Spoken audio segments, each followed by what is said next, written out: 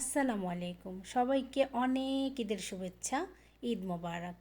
যদিও আমাদের ঈদটা একটু অন্যরকম কেটেছে এবার, তারপরেও আলহামদুলিল্লাহ আমাদের ঈদটা অনেক অনেক সুন্দর কেটেছে এবং ভালো কেটেছে। আলহামদুলিল্লাহ আমাদের ঈদটা একটু অন্যরকম কেটেছে কারণ আমরা খুব ব্যস্ত ছিলাম চাঁদ রাতে। বাসায় আসতে আসতে ফজরের সময় অনেক লেট হয়ে গিয়েছিল।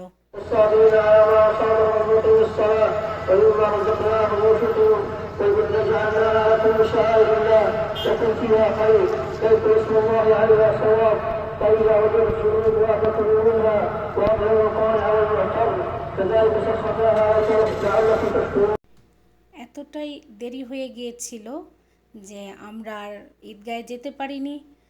আমাদের বাসার পাশে আলহামদুলিল্লাহ ছোট্ট একটা মসজিদ, আমরা ওখানেই দুজনে নামাজ আদায় করলাম, ঈদের নামাজ। আলহামদুলিল্লাহ মসজিদে মেয়েদের আলাদাভাবে ব্যবস্থা করা আছে নামাজ আদায়ের জন্য, আর ছেলেদের তো আছেই। আলহামদুলিল্লাহ পাশেই আমাদের মসজিদ, ওই মসজিদে আমরা নামাজ আদায় করলাম।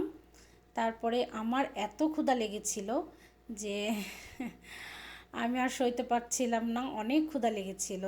সারা রাত আমি না খেয়েছিলাম, সুমনও না খেয়েছিল। আমরা দুজনেই ব্যস্ত ছিলাম।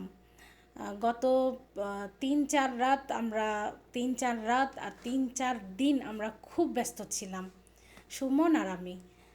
তো আমাদের রাতে তো খাবার হয়নি, এজন্য এত ক্ষুধা লেগেছিল আমার, যে এত ক্ষুধা লেগেছিল আমি সুমনকে বললাম যে সোজা চলে যাও বাঙালি হোটেলে, ওখান থেকে ঝটপট কিছু নিয়ে নাও, আমি খাবো। তারপরে ওখান থেকে আমরা নাস্তা নিয়ে সোজা চলে গেলাম বাঙালি মার্কেটের সামনে রিয়াজুল ভাইয়ের সাথে দেখা। তো রিয়াজুল ভাইকেও নিয়ে নিলাম সাথে। তারপর আমরা সবাই একসাথে সাগরের পাড়ে গেলাম, ওখানে আলহামদুলিল্লাহ নাস্তা করলাম, তারপরে একটু রেস্ট নিলাম। তারপরে রিয়াজুল ভাইকে তার বাসায় পৌঁছে দিয়ে আমরা বাসায় চলে আসলাম। এসে তো ঘুম, আমাদের দুজনের চোখেই ঘুম, তো আমরা ঘুমিয়ে পড়লাম। তারপরে জোহরের সময় উঠে নামাজ আদায় করে আবার ঘুমালাম। তারপর আসরের সময় নামাজ আদায় করে আবার ঘুমিয়ে পড়লাম। এভাবেই করে আমাদের ঈদের সারাটা দিন চলে গেল। তারপরে রাতে আমরা একটু বের হলাম, কিছু রান্নাবান্না করলাম ঘরে।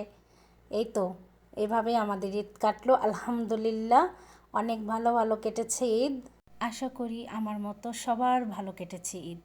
ঈদ মোবারক, ঈদ মোবারক, ঈদ মোবারক, ঈদ মোবারক। সবাইকে ঈদের শুভেচ্ছা, অনেক অনেক ঈদের শুভেচ্ছা।